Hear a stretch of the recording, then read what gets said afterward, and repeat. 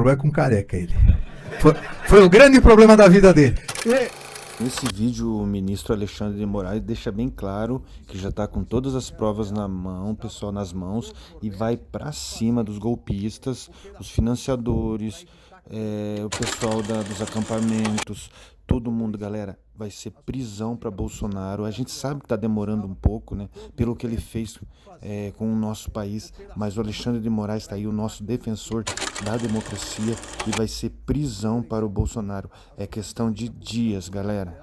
Estava em todo o Nordeste fazendo operações para evitar que os eleitores totalmente conexos, as milícias digitais, a promover esses atos antidemocráticos, o absurdo que ocorreu, e eu falava isso, coloquei em decisões, determinava providências, não, isso é direito de reunião, pessoas reunidas e financiadas à frente de quartéis do Exército pedindo, entre aspas, né, intervenção militar, veja, pedindo um golpe, milícias digitais, essas milícias, tipificou, está claramente lá, incentivar a animosidade entre as Forças Armadas e os poderes constituídos, artigo 286, está lá, tipificado. E aquilo continuou. Aquilo continuou financiado com claramente o intuito antidemocrático. Financiadas, essas milícias incentivando atos antidemocráticos, que foi o segundo inquérito dos atos antidemocráticos. E dizem que o raio não cai duas vezes no mesmo lugar. Esse segundo inquérito foi distribuído livremente. E o distribuidor demonstrou o pouco apreço por mim. E distribuiu. Isso já era crime pela Lei de Segurança Nacional. Como a Lei de Segurança Nacional foi produzida num período de ditadura, não pode usar. Isso também é um maniqueísmo brasileiro. Então não vamos usar também o Código Penal nem do processo penal, porque é da ditadura Vargas. O Brasil viveu muito mais tempo em ditadura. Nós não vamos ter legislação, então. Você tem que usar com finalidade democrática. Mas ficou essa discussão. Veio a revogação. E não ocorreu nada antes. Foi só por causa do inquérito? Não. Nós também não. O Supremo não tem essa pretensão. Eu falo Supremo porque, apesar de eu ser o relator do inquérito, todas as decisões importantes depois foram referendadas pelo plenário. Nós fomos pegando alguns financiadores. Uma das decisões que foi muito criticada em relação a alguns empresários, só porque eles estavam financiando e incentivando o golpe militar. Mas são empresários, né? Não são pobres. Não são pobres, eles não podem ter busca e apreensão. Só no Brasil, só pobre e preto pode ter busca e apreensão. Então, nisso houve a crítica. Só que isso evitou 7 de setembro financiado. Então, os financiadores...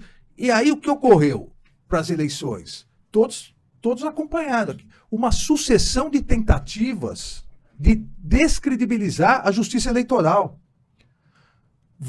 Começa o segundo turno.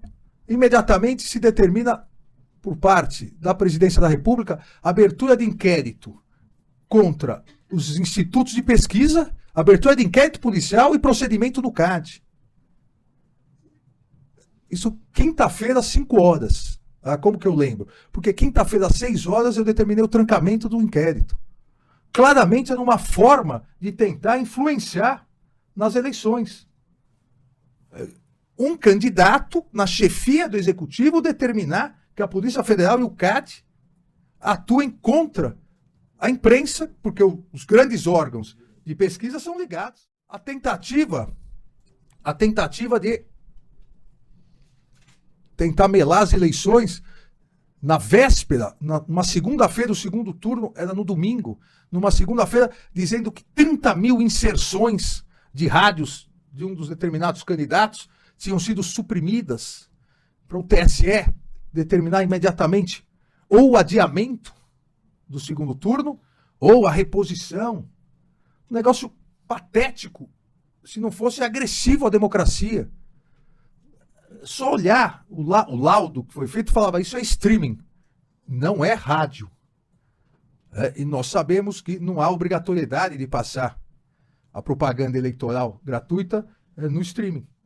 Era só olhar para ver que era um absurdo. Mas jogando toda a população, pelo menos quase metade da população, que apoiavam um determinado candidato, jogando contra a justiça eleitoral. Também imediatamente indeferido. Por que isso? E por que a importância da justiça eleitoral atuar ágil e rapidamente?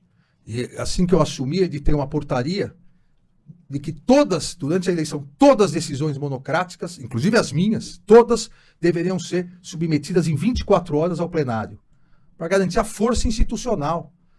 Qual era a ideia ao dizer que 30 mil inserções foram subtraídas, roubadas de um candidato? Era para o TSE pedir a apuração, e aí você demora com a apuração, já coloca o segundo turno em risco. Então, imediatamente, afastado e multado. Isso no dia. Imediatamente também chamei o diretor da Polícia Rodoviária Federal, porque já havia uma decisão do TSE proibindo essas operações. Ele disse, com pneu careca, né? E aí foi determinado imediatamente que cessasse isso. Só que aí também é aquele tumulto, porque os dois lados radicalizados, um lado dizendo que não era nada, e o outro sugerindo até adiamento por 2 horas das eleições. Ou seja, as pessoas perdem um pouco a racionalidade. E imediatamente cessou, até porque nós tínhamos montado no Tribunal Superior Eleitoral, eu tinha constituído um núcleo de inteligência com 2 núcleos, porque um sempre completa o outro, com todas as polícias militares, os comandantes das polícias, cada região indicou um coronel de inteligência, e no outro com os delegados gerais da Polícia Civil, cada região indicou também um delegado de inteligência, e todos garantiram que, apesar de alguns ônibus terem atrasado, ninguém tinha deixado de votar. Era 1h30, 2 horas da tarde. Então, cessando aquilo, ninguém teria sido prejudicado. Houve o prejuízo da pessoa, ia demorar 1 hora para votar, demorou 2 horas, 2 horas e meia. Mas não houve prejuízo eleitoral. Mas mais uma manobra que a Justiça Eleitoral precisou rapidamente afastar.